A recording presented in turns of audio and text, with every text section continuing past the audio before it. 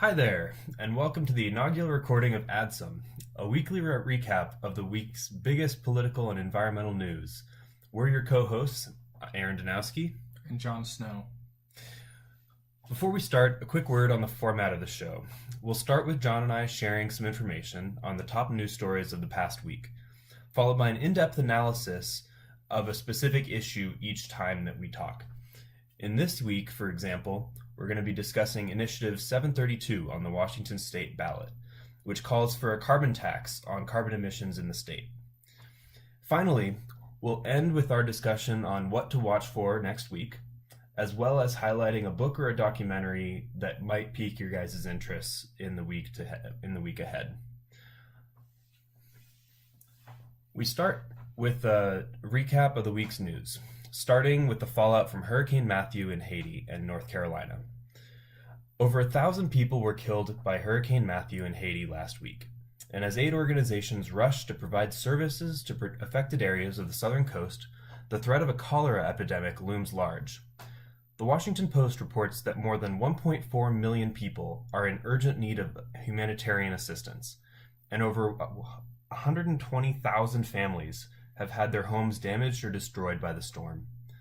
ABC News reports that, according to international agricultural officials, it could be more than a decade before the southwestern peninsula of that country recovers economically from the storm, as local farmers struggle to try and replant fruit trees and breed back livestock.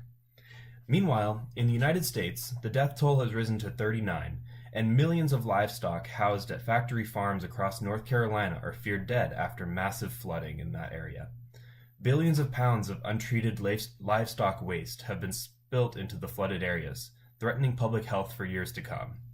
This will certainly be an issue to be keeping your eye on in the next week as well. But now, we turn to another story from this past week, U.S. airstrikes in Yemen.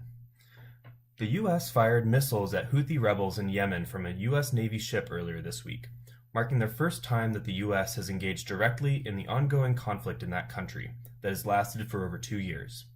The rebels, backed by Iran, have faced devastating airstrikes from Saudi Arabia-led coalition, but tensions flared this past week after a Saudi airstrike hit a funeral in the Yemeni capital of Sana'a, attended by senior rebel leaders. The strike killed over 140 people and injured over 500. The rebels reportedly fired missiles at the USS Mason, stationed off the coast of Yemen in the Red Sea, and although the missiles missed, the ship launched 5 missiles in a counterstrike. This escalation quickly prompted Iran to mobilize 2 warships, which were sent to that area, and the U.S. State Department has made it clear that they will retaliate against any further strikes from the Houthis in the future. The conflict in Yemen has become the site of a proxy war between Saudi Arabia and Iran in the area, both of which are seeking to assert their dominance in the Middle East. The next story that we'll be discussing is the fallout from the Columbia peace deal failure with the FARC rebel group in that country. The main opposition party in Colombia has published a list of proposed modifications to the government's peace deal with FARC rebels that was narrowly rejected in a national referendum 2 weeks ago. The president of the country, recent Nobel Prize winner Juan Manuel Santos, has yet to respond to the proposals, but he is expected to continue working on the deal in order to end the 52-year conflict that has taken more than 220,000 lives. The biggest modification to the accord would involve trying FARC leaders through special tribunals within Colombia's existing court system, rather than through a separate judiciary. If these leaders would confess their crimes and pay reparations to victims, they could face 5 to 8 years on work farms, rather than being sent to prison, and those convicted of atrocities would be ineligible to run for public office. The majority of the estimated 5,800 FARC rebels would be eligible for amnesty, according to the Washington Post. In recent weeks, tens of thousands of Colombians have taken to the streets calling for an end to the conflict, and the president has announced an extended ceasefire until December 31st, pending negotiations with FARC leaders in Havana next week. Our next story deals with the Kigali Accord, an agreement that was made this past week between officials from over 150 countries in the Rwandan capital. This agreement is set to restrict the use of hydrofluorocarbons, greenhouse gases used as refrigerants that have warming potentials thousands of times higher than CO2. Countries in North America and Europe will be required to reduce their use of HFCs, as they're known by their acronym, by 10% starting in 2019, while developing countries in Latin America will be expected to freeze their use of HFCs by 2024. Other countries, especially in Southeast Asia and the Middle East, only have to freeze their use by 2028, and the agreement is set to take the form of an amendment to the Montreal Protocol, which was established in 1987 to combat the degradation of the ozone layer over the Antarctica.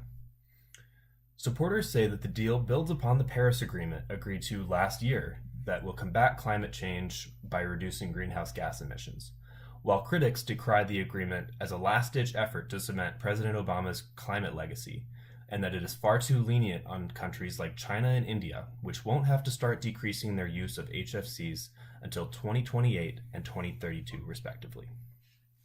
Finally, on my part, an update on the Standing Rock Sacred Stone Camp in North Dakota. Several major events occurred in the past week related to the Standing Rock Camp in North Dakota, including last Sunday, when a panel of federal judges ruled in favor of oil companies working behind the project, allowing construction of the Dakota Access Pipeline to continue. In the aftermath of the decision, the Army, which owns the land resistance camps have gathered upon, and the Departments of Justice and the Interior issued statements asking the pipeline companies to, quote, voluntarily pause all construction within 20 miles east or west of Lake Oahe, end quote, until a serious discussion can be had on whether there should be nationwide reforms on the tribal consultation process for these types of infrastructure projects. Meanwhile, on Tuesday, 9 climate activists were arrested for attempting to shut down all pipelines carrying oil from the Alberta tar sands into the United States. Protesters manually turned off pipelines in Minnesota, Montana, North Dakota, and Washington state, and stated that their actions were intended to make up for the lack of leadership to address climate change at the head of the United States political process. Now I'll turn to John for his comments on the news of the week. Related to the Standing Rock reservation protest, Amy Goodman of Democracy Now!, a journalist, was charged with criminal trespassing, a misdemeanor punishable by 30 days in prison and a fine. And she will turn herself into the authorities this coming Monday, October 17th. Her actions in recording the protests at Standing Rock Reservation angered North Dakota authorities, prompting them to charge her with the crime. She caught on video the wounds of a man who'd been attacked by a guard dog, but she also gave a voice to the natives who were protesting the construction of the Dakota Access Pipeline. Now, Goodman is an amazing example of the power of journalism. By telling a story simply as it occurs, not embellishing it at all, and showing the world the reality of the protests in North Dakota, she has rallied the world behind the protesters and given them a platform and a voice on the global level, something that they may not have been able to achieve on their own. Journalism at its best supports social movements that fight for the rights of all citizens, no matter who they be. Journalists should not be punished for keeping corporations and other organizations accountable, like North Dakota is trying to do.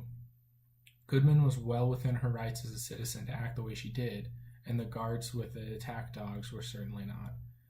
I hope the justice system straightens this out and protects journalism and free speech, one of the most effective and important ways to enact change in our world. The next story that I'll turn to is Bob Dylan, who just received the Nobel Prize in Literature this past week. This announcement was a surprise to many, considering that he's been part of the running the last several years, but he's always been considered an outsider, mainly because he's a musician and it does not fit within the traditional bounds of literature. But this discussion brings to light the relationship between literature and music and whether they can be one and the same. If you remember from your classics classes in college, you read Homer, who was originally a lyricist. His works were performed just as Bob Dylan's works are. And so, in my opinion, I think that this choice is an acceptable choice, regardless of whether or not Bob Dylan specifically deserves this prize. I personally think he does. But the criticisms leveled against him that he's not a writer of literature, I don't think are well-founded.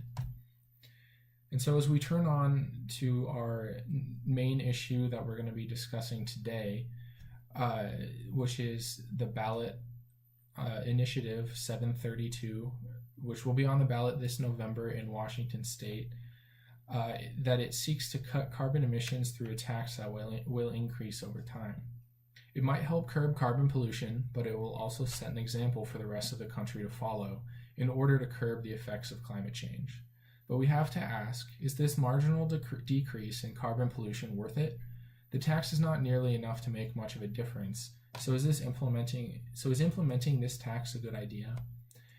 Many industrial workers are worried about jobs, but I argue that this is not a valid concern. In British Columbia, whose carbon tax I-732 is modeled after, jobs in the economy actually increased and were healthy and growing after the implementation of the tax. And the World Bank called it, quote, far from a job killer, and wrote that, quote, it is a world-leading example of how to tackle one of the greatest global challenges of our time, building an economy that will prosper in a carbon-constrained world, end quote. Another criticism I have is that it will increase the cost of consumption for the average Another criticism that I have heard is that it will increase the cost of consumption for the average consumer. I-732, however, will not increase taxes overall, nor will it increase the cost of consumption, because sales taxes will be decreased as the carbon tax is increased. This will balance out the cost for the consumer. The carbon tax will attempt to pressure energy companies to shift away from coal and oil to more sustainable and clean energy sources. Though it may not have an immediate impact on stopping climate change, it will set an example and a precedent for other states and countries to shift away from carbon. But there are many negatives to this initiative that make me question its usefulness and effectiveness. Though many who oppose I-732 are off base in their criticisms, I still believe that 732 does not go nearly far enough to fight climate change, and may lull Washington into complacency, thinking that we have actually done something to combat this growing concern. It will give us all a false sense of hope, when in reality, the initiative will make little difference. 732 is revenue neutral, and many claim that this neutrality is needless and unjust. It will not increase revenue in a state that badly needs it to improve education and other public services, let alone green infrastructure like public transportation that would make living sustainably far more affordable. Thus, it cannot help low-income families live sustainably through an increase of green infrastructure.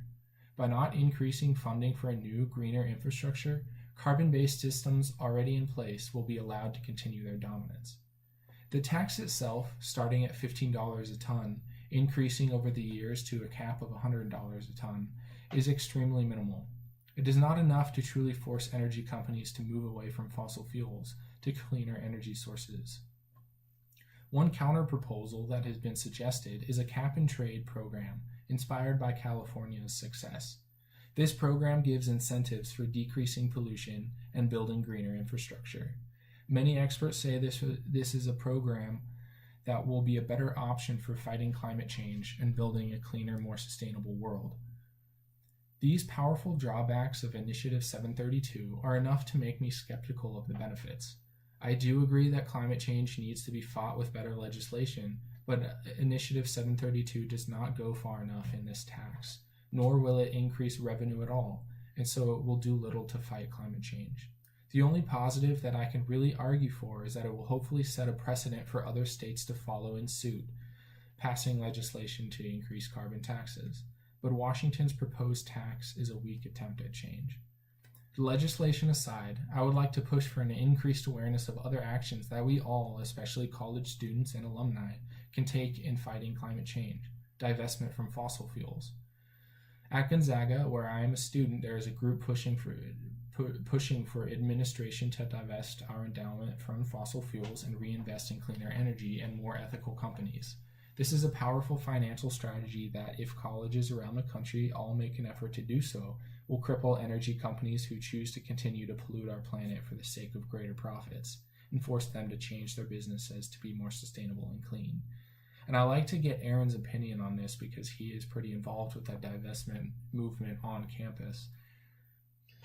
Yeah, this is a really interesting discussion, John, and I'm glad we're having this talk. I've done a lot of research into the ways of combating climate change. One of my roles this summer as an intern for the Center for Sustainable Economy in Portland was to look at the California cap and trade system and try and understand whether it was an effective tool for reducing carbon emissions. Ultimately, I came to the conclusion that a carbon tax is more effective than a cap and trade system, simply because in a cap and trade system, companies are given more flexibility to offset their emissions.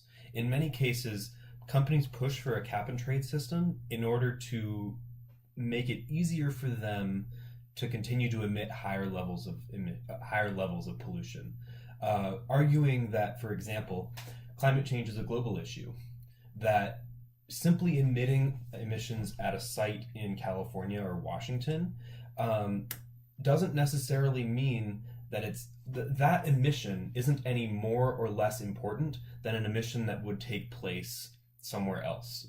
For example, in like a forest in North Carolina, having a forest cut down and reducing the amount of CO2 that can be pulled in by the forest, there are projects under which companies in California or Washington could buy what's called offsets in order to basically allow them to pollute more in Washington in exchange for keeping forests, for example, in North Carolina available.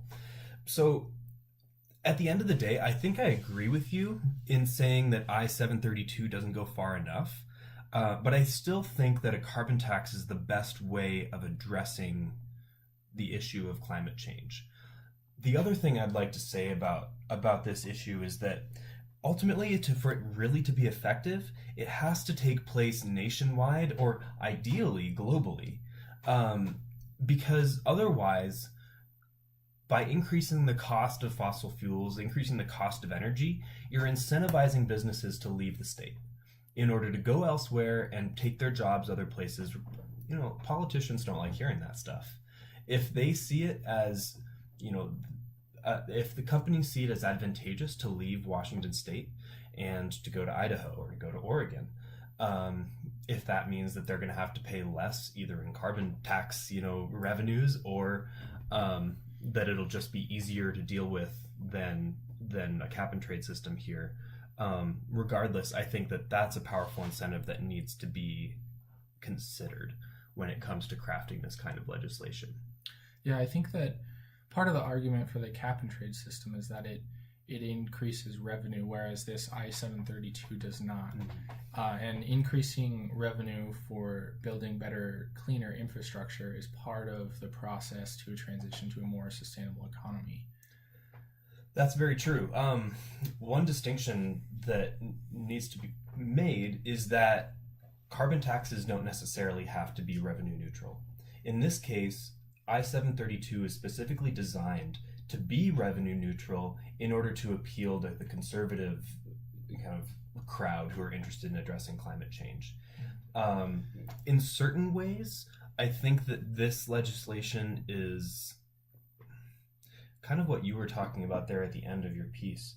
It could easily lull us into a sense of complacency, feeling like we've done our part to address the issue and it's everyone else's turn. When in reality, this might be kind of a false start for addressing a very serious issue that needs rapid and, I would argue, rather systemic economic reforms in order to address. So I'll give you one last example, and then I'll give you the floor. In the research that I've done looking at the cost of carbon which is what a carbon tax tries to account for. Basically, in addition to the price that you pay at the pump, or in addition to the price that you pay for electricity generated by coal or whatnot, there's a social cost associated with burning fossil fuels, of emitting CO2 in the atmosphere. That involves the cost to human health for people who have asthma or things like that. That involves the leakage of carcinogens, chemicals used to process the fossil fuels itself at the plants.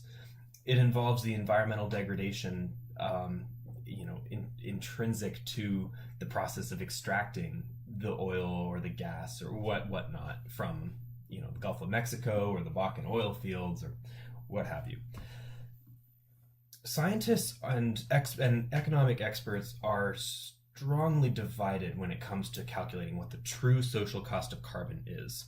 In this case, Yoram Bauman, who's the man who's mainly the one who's most strongly supporting this I-732 and who helped to craft it in the first place, he's an economist. His group say $10 or $15 of tax per ton of CO2 emitted, which for the listeners out there is roughly equivalent to an increase of 15 cents on a gallon of gasoline, is enough for now. And increasing that to $100 a ton over time will effectively reduce the amount of CO2 that is burned by disincentivizing its use. At the end of the day, though, I don't think that is enough to curb the overuse of CO2. Based on research that I've done and studies that I've looked at, the social cost of carbon could very well be over $100 a ton today. In fact, it's my range when it comes to thinking about the social cost of carbon is closer to $400 to $470 of social cost per ton of CO2 emitted. So things like this tax are a great idea in principle. The problem is it's not whether or not it should happen, it's what scale at which it should happen. Mm-hmm.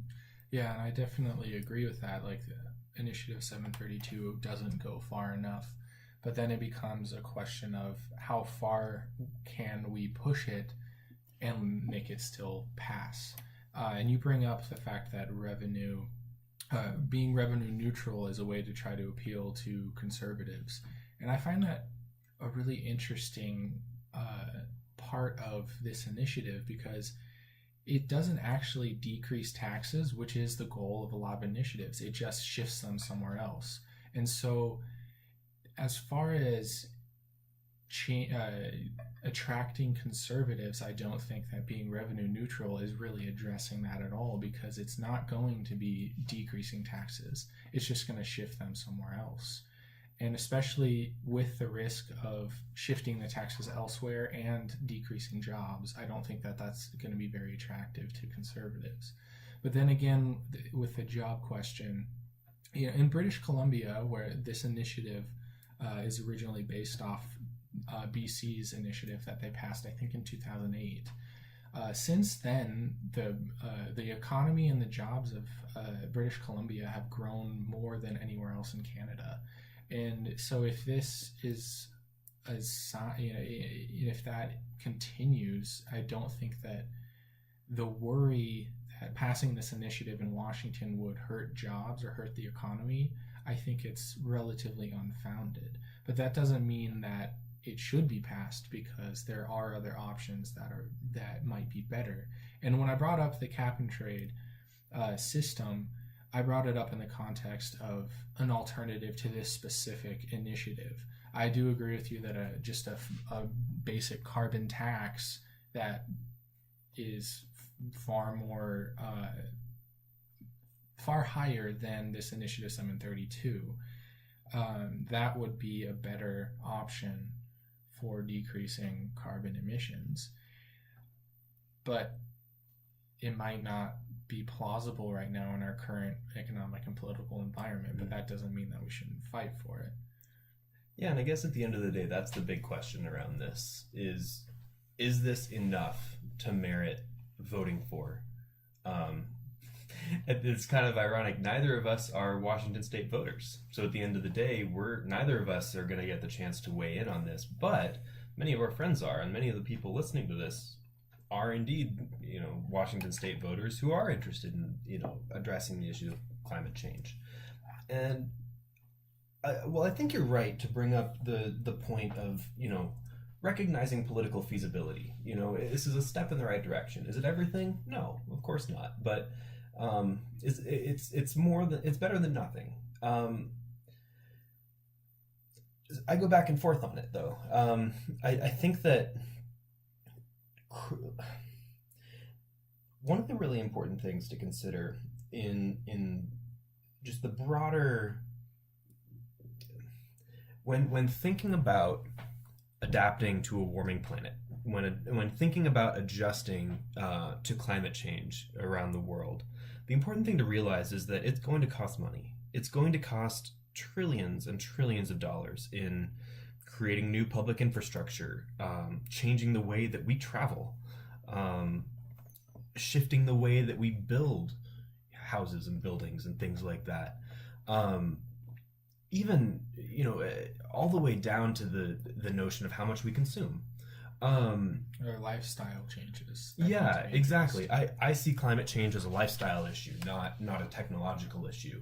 And so when we put it in that context, I think that one of the really important things to realize is that the government's going to have to be involved in doing this. And so when I said, this initiative is trying to appeal to conservatives, I think what I meant by that is it appeals to the group of people who believe that climate change is a thing, that it's man-made, or even if it isn't, like, we can do something about it. But they're wary of having the government be involved in addressing it. Having this program be revenue neutral can be slightly more appealing, because at the end of the day, it doesn't increase the size of government. If anything, it keeps it neutral while increasing the benefits that having the government around provides. It's not my opinion. I think that at the end of the day, we need a bigger, much bigger initiative to try and increase revenues and invest in the areas that are going to be most hard hit by this transition, specifically poor and underprivileged communities across the state. Yeah, and that's a big criticism of this initiative, is that it seems to ignore the lower classes because it won't help them adjust to the differences that this initiative would cause. It's not, because it's revenue neutral, it's not going to increase public transportation. It's not, or other systems or programs that allow people of all walks of life live more sustainably. So that's one big criticism. But another question that I have is, regardless of this initiative, whether it passes or not, what are your ideas about actual lifestyle changes and what we need to do to be able to make a difference in climate change? Whether that be eating vegetarian, or not eating as much meat, or not driving places. What are those lifestyle changes that need to be made, and how do you think that, one, the government what role does the government have in implementing those lifestyle changes? Can they implement those lifestyle changes? And if not, how do we as a society call for those changes and encourage them in all people, all walks of life? Yeah, that's an interesting question.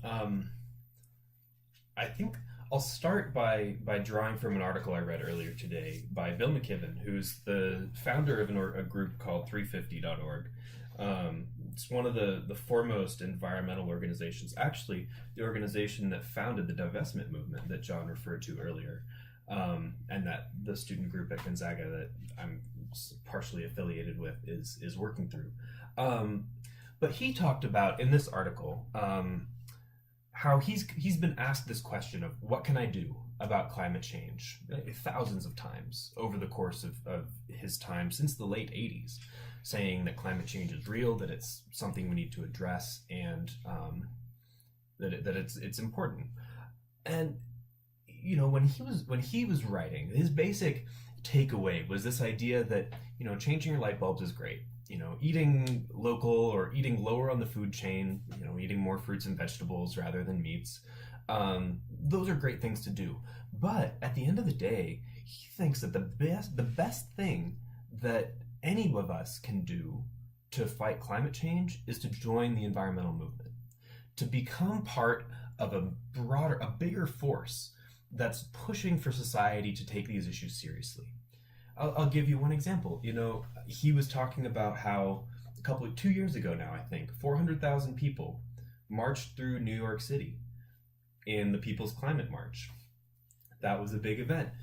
And yet, here we are 2 years later in the midst of a ridiculous political cycle where climate change has barely even been acknowledged. Yeah, in the debates. In the way that the entire discourse has been set up, that has not been a core issue.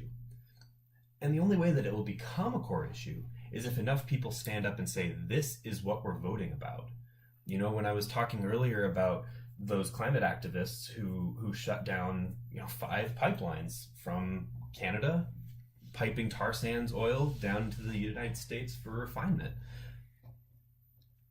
Not saying that everybody has to go out there and get arrested or go join a protest, but becoming involved in the movement, being active, can take a variety of different forms. I mean, if you enjoy cooking, there are people in this movement who would benefit from those skills.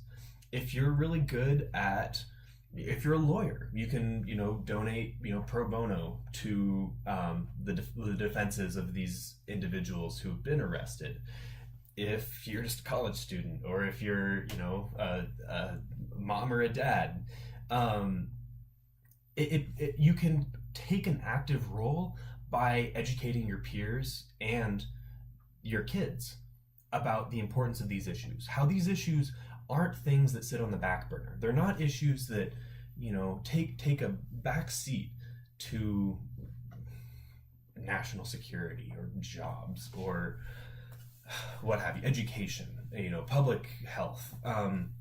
This affects all of those issues. So I think that's an important thing to realize. The other thing that I wanted to get to in your comment is a little bit more concrete. What can we do about this, and why is it important? Kind of what steps can people take who are ready to move into the movement? You mentioned vegetarianism. I went vegetarian this summer, in part because I wanted to reduce my ecological footprint. The statistic that sticks out in my head: every quarter-pound hamburger that you eat takes 660 gallons of water to get to your plate. So every one that you don't eat means creating, in some theoretical sense, 660 gallons of water that can be invested somewhere else. Certain 50 or 60 pounds of grains, per slab of meat that you eat. Anyway, that's one thing. That's for some people. Not everybody's willing to do that. That's fine. I guess just the important thing is make it foremost. Connect it to the other things that you're passionate about. If you're really into Black Lives Matter, or if you're really into the LGBTQ community, is fight for rights, or if you're, whatever your cause is, I firmly believe that the environmental movement connects to all of those things. It can be a rallying place for people of all different walks of life, all different types of life experience, who recognize the value of preserving a habitable planet. It is truly a ubiquitous problem. It affects every single one of us, and in that way, it unites all of us. And it can't be just a one, single thrust type of attack on climate change. It's going to take a holistic approach. Mm-hmm. It's going to take people of all walks of life making lifestyle changes and sacrificing in order to save this world. And that is a concept that goes against a lot of, especially of American culture. is sacrificing your own good for the good of others. That is something that is entirely un-American, and it's going to be very difficult to change the public's mindset around this issue. And so when you say like being involved, getting more and more people involved in the environmental movement, I think that's very important, just showing how many people truly are invested in this. And it will get the attention of our governments, of others who aren't as invested in it and who don't care, that millions and millions of people around the world are intimately connected and affected by the impacts of climate change.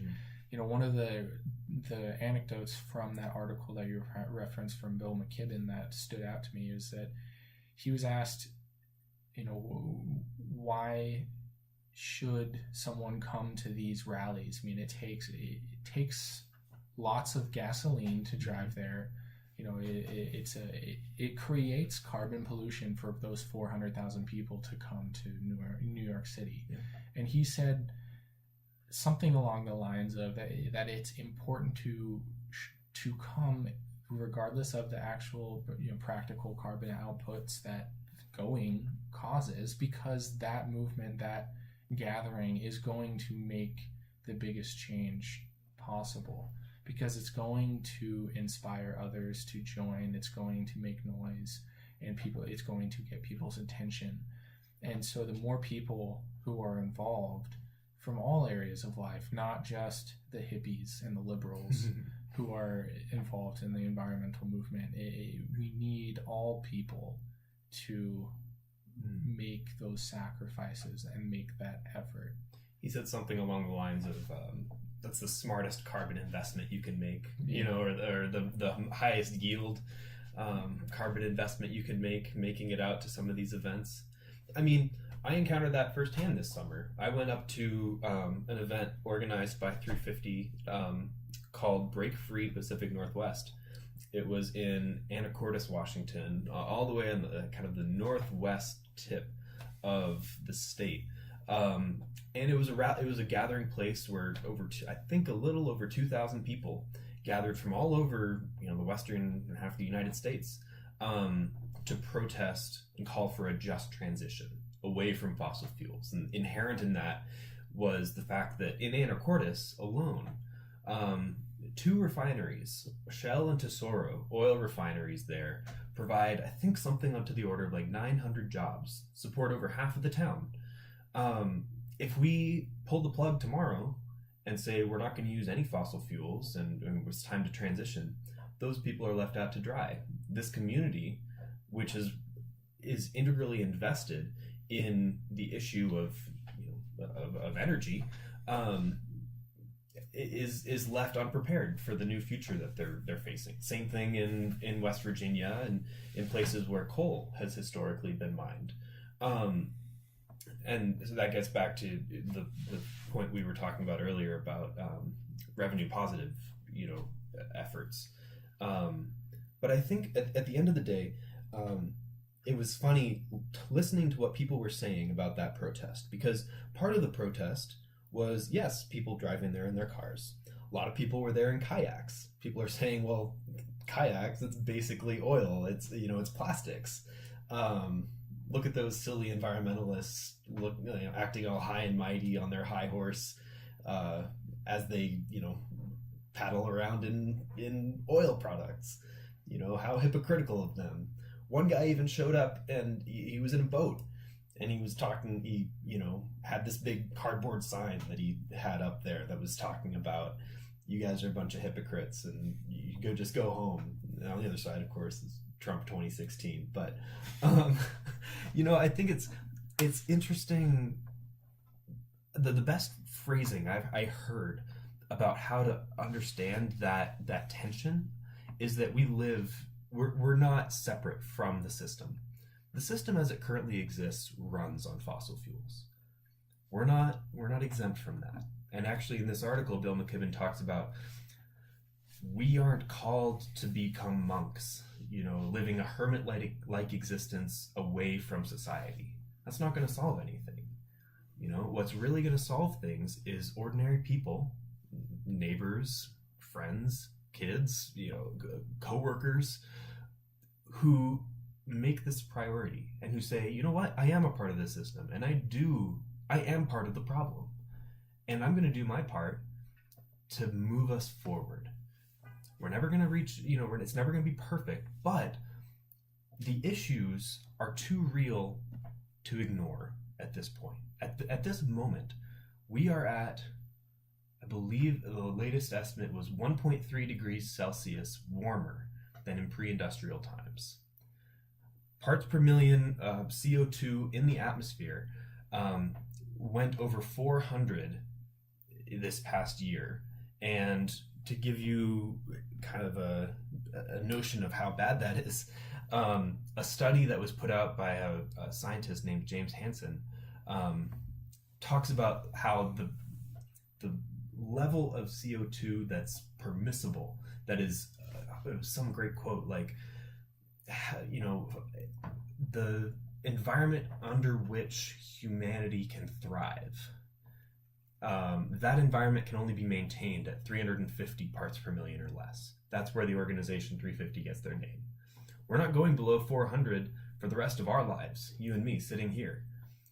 And so the question now is not, how do we avoid the disaster before it hits? It's how do we mitigate it, and how do we adapt? You need both. And mitigating involves reducing carbon emissions and people taking direct actions today. Adapting is going to take the cultural changes that we were talking about earlier. I don't think governments can mandate it. I think it's going to have to come from a shift in value, that the way that people see their lives is going to have to be radically transformed. We're not, one of the people that I really like reading, I think, I'm trying to remember which guy said this. I think it was Thomas Berry. He's what he calls an ecologian, a theologian with an environmental bent. But he talks about the great work of our time is creating a human society that's in tune or in line with the natural world. That's a big challenge, and that's not something that we've ever faced before. But if we're going to survive, if our grandkids are going to live in a world that is habitable and full of biodiversity and life, and we have to act now. I agree, and I think that realizing the effects not only of climate change but of the transition away from fossil fuels, the effects that will have on people, is important to realize. Because like you were talking about in Anna Cordes, if we just all of a sudden stopped using oil products, 900 people would be out of jobs in that community alone. But guess who would still be well off? The company, the owners of those companies. Mm-hmm. They may lose their companies, but they're still going to be more well off than those people who lost their jobs. Yeah. And that's unfortunate, and I think that what we need to realize is it's going to take a transition, not an immediate shift.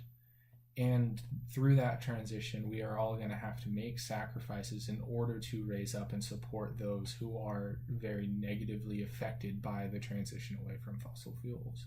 Because people do have jobs, they support their families in that industry, and by moving away from that industry, they're going to be affected. And so another way that we need to think about this is stop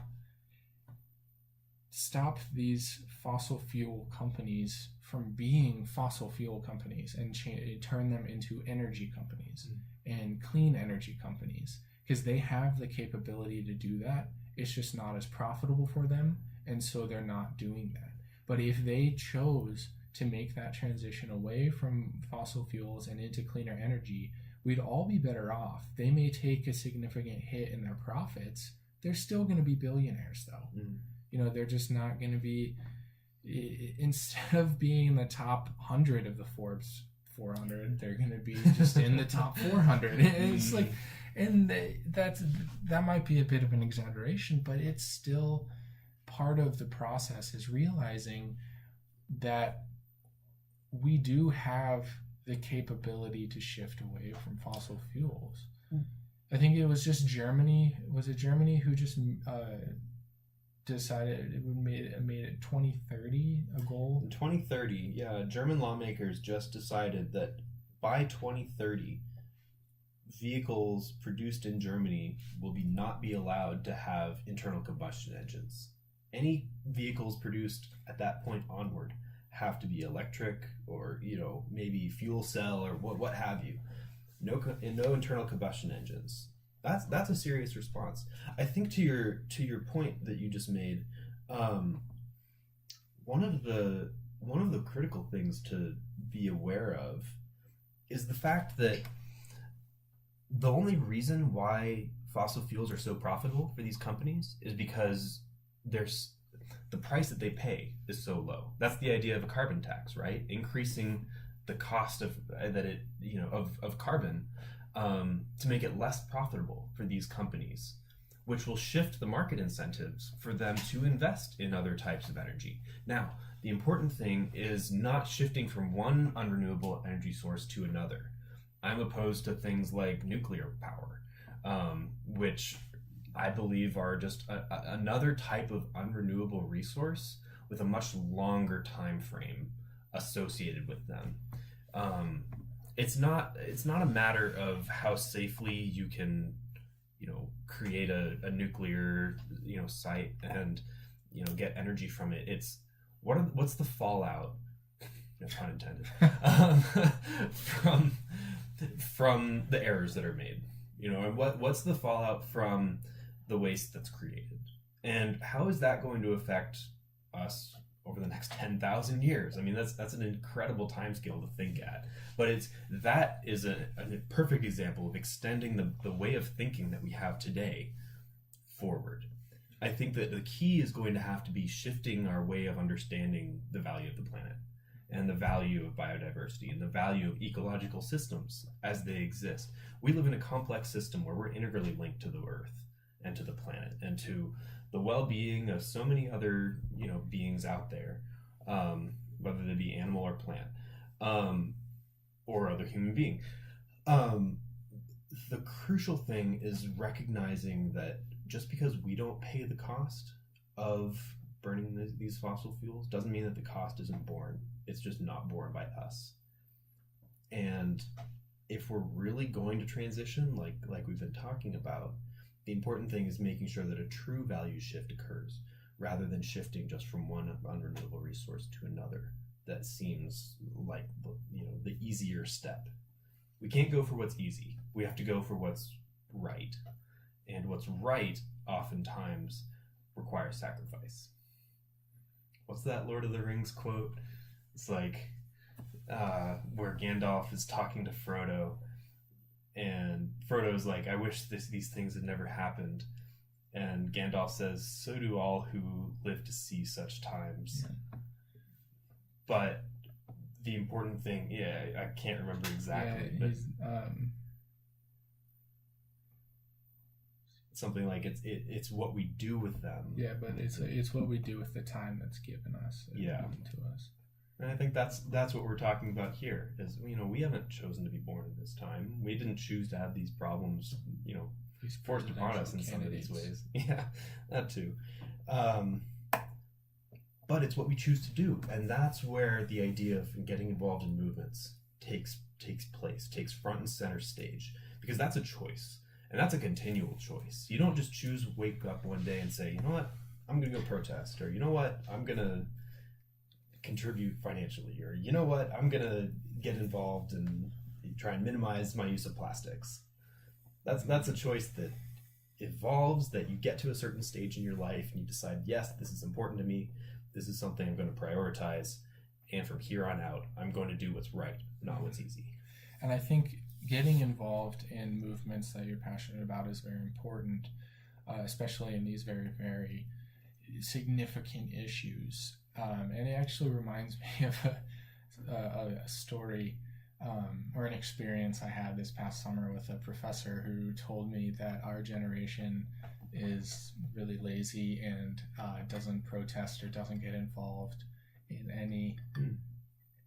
any movement. And it's like, when I actually think about it, how many young people are involved in movements that they're passionate about, whether it be like fighting climate change or the pro-life movement, for example. I mean, there are millions of our generation who are trying to make a difference, and it's going to take millions more of us. And we can't stop being involved in these movements just because we may not have made progress yet, because we still have to make the most of the time that has been given to us. Mm-hmm. The other thing too, I think, is striving to maintain a hopefulness in the midst of overwhelming challenges and problems. You know, we've been talking a lot about how the negative sides of these things, but the reason why we're here, the reason why we're doing this in the first place, is because we believe that there's something that can be done. Yeah, the changes can be made. Yeah, the name of our show here is Adsum, which in Latin means we're here. It means we're present. We're invested. You can't ignore us. We are here to stay. We're here to build something, and we're going to work together in order to make sure that those changes that we know are necessary are going to happen. And the only way that that's going to happen is if you, me, you listening, everybody decides, you know what? The important thing now is not to just go with what the system tells me. You know, and that sounds, you know, I don't want to sound like an anarchist, but I think at a certain point, you have to break away from conventional means of thinking. And whatever that means for you, the important thing is understanding that what we're doing now isn't working. Continuing to do what we're doing now won't solve anything. And in order to move towards the greater good, whatever, you know, what that we're talking about here, we need change. And the only way that change has ever happened is from the bottom up. Mm-hmm. You know, that's what Bernie Sanders talked about. Political revolution that still is going to happen. Yeah.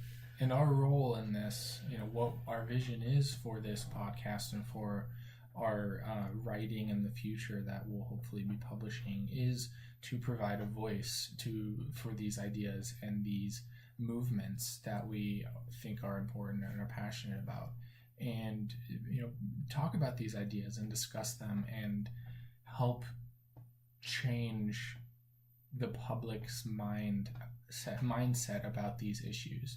You know, because it will take a holistic approach. You know, and if there is resistance in our society, you know, that we need to fight back against that, and we do that through the telling of our stories that, you know, that are related. You know, how the stories of the people, how these issues affect them personally. You know, not only journalism, but through fiction too. I mean, like, there's plenty of stories, whether they be science fiction, out there that discuss the effects of environmental change on humanity, and the problems that brings, and the things that people struggle with. And it's by talking about these stories and delving into the issues that we are going to make a difference and make progress in fighting these issues. On that note, we're glad to have you with us. We're looking forward to moving this journey forward, to seeing where this journey takes us. And before we leave, we want to leave you guys with a couple final thoughts. First, things to look ahead to this week. Things related in some way to, you know, the news stories that we talked about at the beginning of this podcast, or just things that we've noticed that, you know, that might become big issues in the week ahead. John, I think you have a couple things you want to point out to people. Yeah, so the presidential debate is on Wednesday in Las Vegas, and that is something to pay attention to and look forward to, I guess. At least the entertainment. As much as you can. Yeah. And then, as I talked about, Amy Goodman turning herself into the North Dakota authorities on Monday. This is an important issue because it deals with the rights to free speech and journalism and the role that the media has in our society. And she was, I believe, well within her rights to do what she did. And if she is going to be charged as a criminal for that, that's definitely worrisome, because what she did is no different from what we're trying to do here. So it's important to us personally, that issue, and so we will definitely be paying attention to that, and I hope that you all will as well. Yeah. Finally, this week, we wanted to end with a takeaway. So each week, our plan is to share with you guys either a book or a documentary or something that you can kind of look into to continue thinking about these issues in the week ahead. And this week, I've chosen to point out this documentary on Netflix called 180 Degrees South. It's a documentary. It's about an hour and a half long, and it talks about one man's quest to travel from the Pacific Northwest all the way down to Patagonia on the southern tip of South America to climb this mountain that was climbed by several of his personal heroes, David Tompkins and Yves Chouinard, who are the founders of Patagonia and North Face. In this, epic journey, this man talks to both David and Yves, and he gets on a boat in Seattle, leaves, and spends the next 5 months traveling down to Patagonia, learning about the ecological issues we face, and ultimately trying to increase awareness about the importance of saving the planet and preserving what we still have. So on that note, we'd like to thank you guys for joining us. We hope you guys will check us out next week and stay tuned for what is sure to be a very interesting journey for both of us and for you. So thank you for listening. Thanks. This is Aaron Danowski. And I'm Jonathan Snow. And this is Adsum. Have a good week, guys. Bye.